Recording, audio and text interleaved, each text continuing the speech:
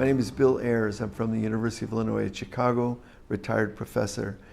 You know, the biggest challenge, the biggest intellectual challenge of teaching is seeing the student as a three-dimensional creature, just like yourself, beyond the blizzard of labels, beyond the deficit model. Who is this person before you? What is this person capable of?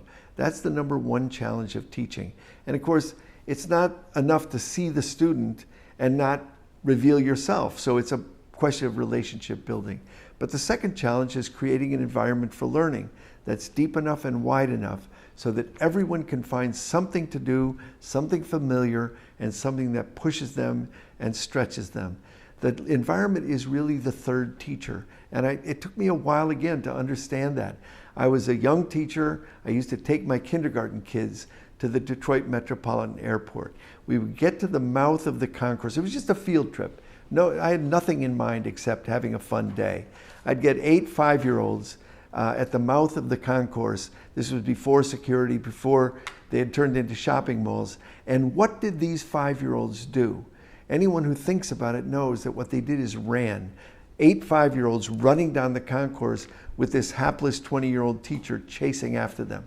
So the next time we went to the airport, I said, listen, no running. You have to hold hands. Here's your sketchbook. You have to be partners. You have to stay together. When you get to the end of the concourse, I'll give you M&Ms.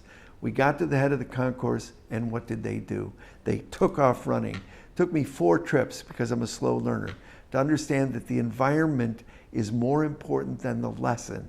The environment tells you what to do, and it is the third teacher. After the parent, after the teacher, comes the environment. So the question you have to ask yourself is, what do I care about? What are my priorities? Is my environment rich enough and deep enough? Is it literate enough?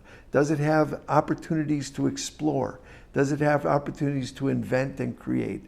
That's the environment you want to build, and that's more important than all the lesson planning you'll ever do.